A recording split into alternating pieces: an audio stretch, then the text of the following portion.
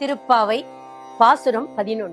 கற்றுக்கரவை கணங்கள் பலகரந்து செற்றா சிறவழிய சென்று சேரும் குற்றம் ஒன்றில்லாத கோவலர்த்தம் பொற்கொடியே புற்றரவல்குள் புனமையிலே போதராய் சுற்றத்து தோழிமார் எல்லோரும் வந்து நின் முற்றம் புகுந்து முகில்வண்ணன் பேர் பாட சிற்றாதே பேசாதே செல்வ பெண்டாட்டினே எற்று குரங்கும் பொருளேலோரெம்பாவாய்.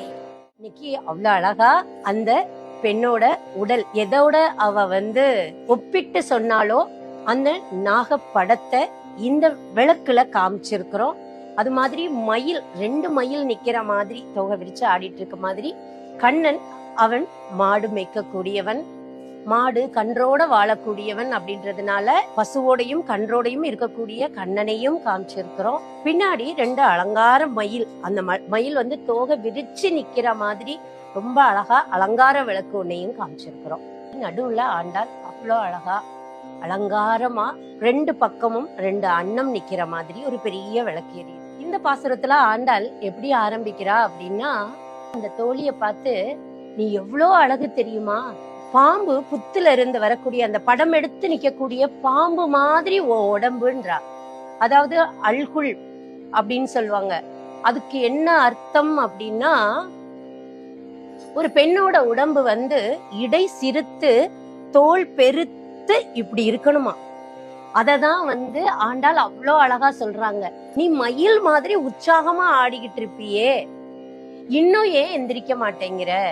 இந்த கண்ணன் மாடுகளோடையும் கன்றுகளோடையும் வாழ்ந்து பால் கறந்து எல்லாருக்கும் கொடுக்கக்கூடியவன், தன்னை எதிர்த்து நிக்கக்கூடிய எதிரிகளை அழிக்கக்கூடியவன், எந்த குற்றமும் செய்யாத கோபாலன்.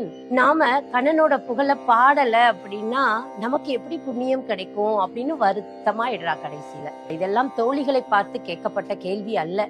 இவ்வளவு சொல்லியும் இன்னுமே எந்திரிக்காத அந்த தோழியை பார்த்து வருத்தமா கேட்கிறாய். அடுத்த பிறவிக்கும் நாம புண்ணியம் சேர்க்கணும் அப்படின்னா பெருமாளுடைய நாமத்தை தொடர்ந்து சொல்லணும், தொடர்ந்து கேட்கணும். இப்ப எல்லாரும் வந்துட்டாங்க. இப்ப இதே இது நம்மளா இருந்தா என்ன பண்ணுவோம்?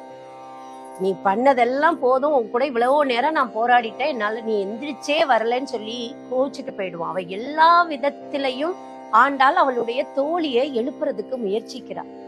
அப்படிதான் நம்மளுக்குள்ளேயும் இருக்கக்கூடிய சோம்பல் எல்லாத்தையும் விட்டுட்டு நாமளும் பெருமாளுடைய புகழ பாடுவோம், அவனுடைய கோவிலுக்கு சென்று அவரை தரிசிப்போம். மீண்டும் பாசுரம் 12ஓடு நாளை காலை உங்களை சந்திக்கிறேன். நன்றி, வணக்கம்.